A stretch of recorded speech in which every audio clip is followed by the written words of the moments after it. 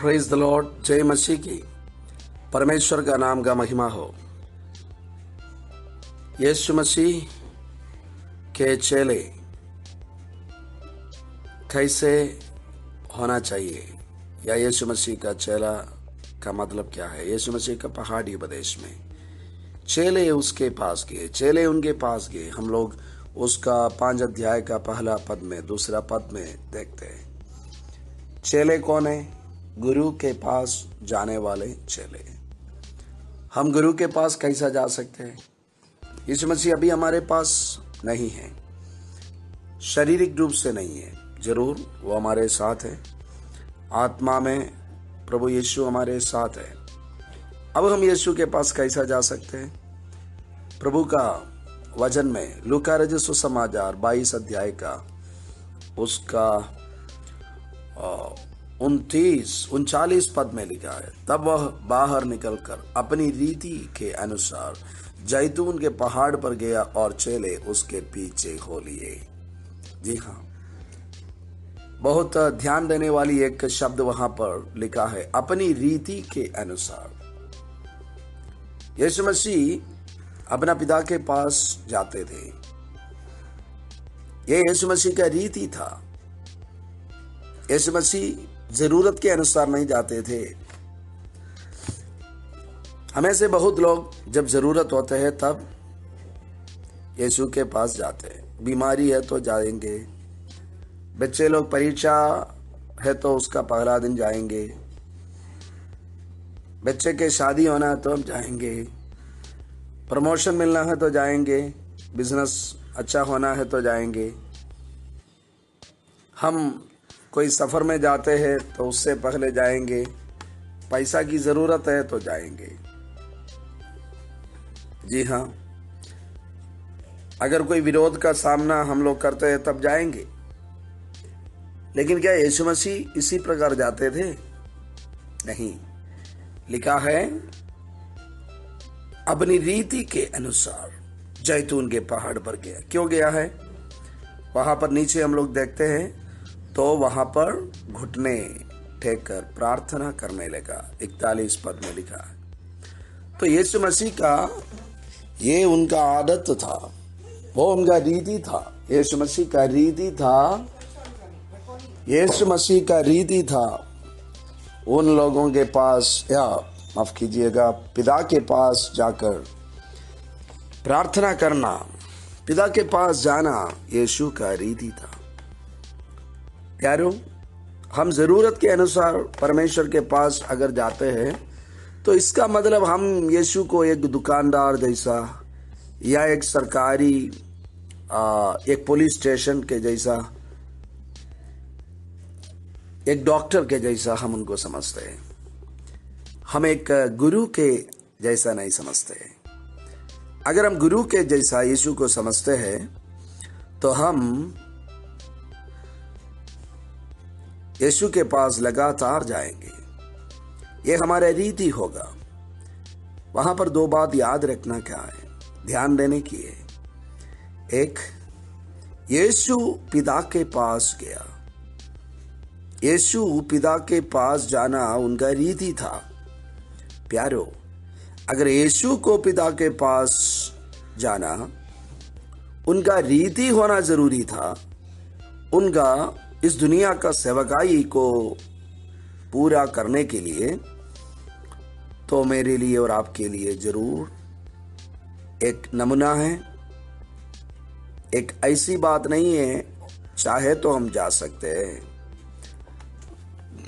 चाहे तो हम कर सकते हैं। नहीं, हमें से बहुत सारे लोग क्या बताते हैं, मेरा तो है यीशु के साथ संबंध, मेरा जरूरतों को यीशु जानते हैं, मेरी मन की बातों को यीशु जानते हैं, इसलिए मुझको अकेला बैठकर प्रार्थना करना ये मुझसे संभव नहीं है। लेकिन मेरी सारी बातें प्रभु जानते हैं।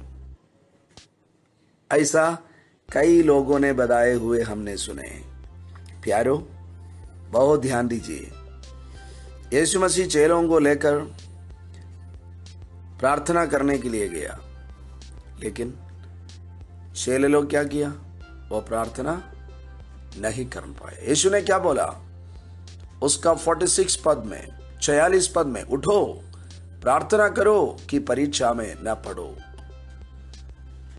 जी, वहां पर 45 पद में लिखा है, तब वह प्रार्थना से उठा और अपने चेलों के पास आकर उन्हें उदासी के मारे सोता पाया और उसने कहा, क्यों सोते हो? जी हाँ, वो लोग थक गए थे। उनको कहने के लिए एक कारण था, थकावट के कारण हम सो गए हैं, थकावट के कारण हम प्रार्थना नहीं किया है, बहुत व्यस्तता के कारण हम प्रार्थना नहीं किए हैं। हाँ प्रभु यीशु, आप तो हमारा सारे बातों को जानते तो है, हमारी मन की बातों को आप जानते हैं, तो हमको प्रार्थना हम नहीं कर पा रहे क्योंकि हम थकावट है हमको और हम व्यस्त है। हम बहुत काम कर रहा था, हम थक गए हैं। अब मैं तो आपके साथ है ना, हम तो आपके साथ है, आप जानते हैं हमको। फिर से अलग प्रार्थना करने की क्या जरूरत है? ऑल आर लॉजिकल रीजंस, ये सब कुछ साधारण रीति से समझने वाली बात है। ये तो यीशु के साथ है, तो अब फिर से अलग से प्रार्थना करने की क्या जरूरत है? प्यारो, नहीं चलेगा।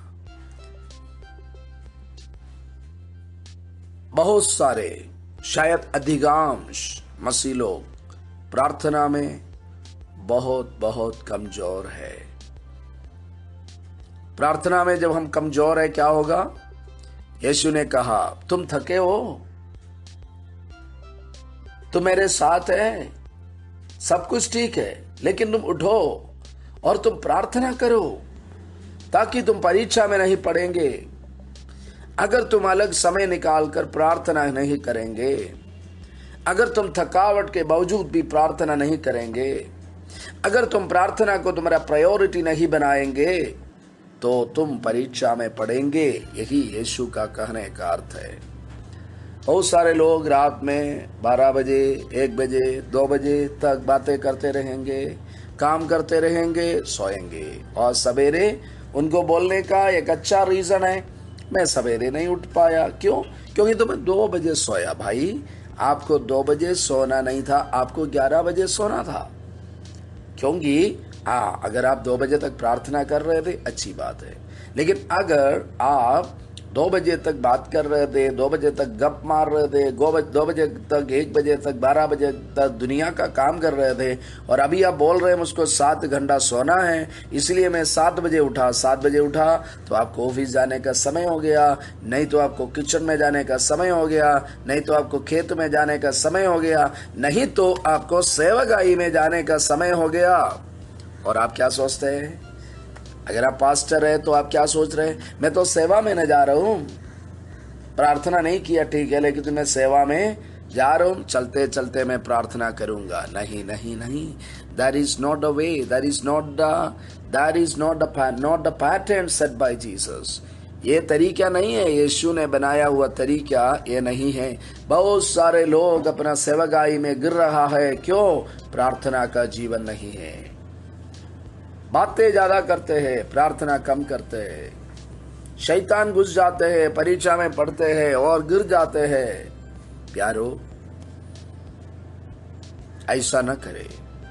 पतरस यीशु के साथ 3.5 साल चलने वाले, प्रार्थना नहीं करने के कारण, अलग से प्रार्थना नहीं करने के कारण, वो उस खास, उस क्रूशियल समय में 1 बार नहीं, 2 बार नहीं, 3 बार इनकार किया। जिसने कहा मैं तुम्हारे साथ मरने के लिए भी तैयार हूं, जिसने कहा सारे लोग तुमको इनकार करेंगे लेकिन मैं तुमको इनकार नहीं करूंगा, जिसने कहा मैं तुमको छोड़कर हम कहां जाएंगे, अनंत जीवन की बातें तुम्हारे पास है, और जिसने कहा तुम तो जीवित परमेश्वर की पुत्र है, जिसने पानी का ऊपर चला, जिसने हजारों को रोटी बांटा जो यीशु ने चमत्कार के द्वारा बनाया, जिसने पहाड़ पर यीशु मसीह का उस महिमा से भरा हुआ चेहरा को देखा, वो पतरस प्रार्थना नहीं करने के कारण अगर परीक्षा में गिर गया तो प्यारो हम ये न करें, ये न कहे हम तो प्रार्थना करते रहते हैं। नहीं,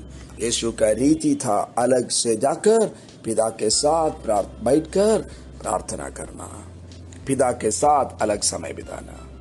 वो तो पूरा समय 24 आवर्स वो यीशु परमेश्वर के पिता के काम कर रहे थे, लेकिन still he found a separate time to spend with his father all alone. अकेले में परमेश्वर के साथ समय बिताने के लिए उन्होंने समय को अलग किया, इसलिए उस परीक्षा में उन्होंने जीता। इसलिए का मतलब यीशु ने परीक्षा में जीता और उनका आदत यही था, उनका रीति था प्रार्थना। तो मेरा और आपका भी रीति, एक चेला का रीति होना चाहिए, गुरु के साथ समय बिताना। प्रभु आपको आशीष दे। हे प्रभु, हम आपके साथ समय बिताने वाले हो जाए परमेश्वर। सच में सहायता करे हमको, यीशु के नाम से मांगते हैं, आमीन। प्रभु यीशु आपको बहुत आय से आशीष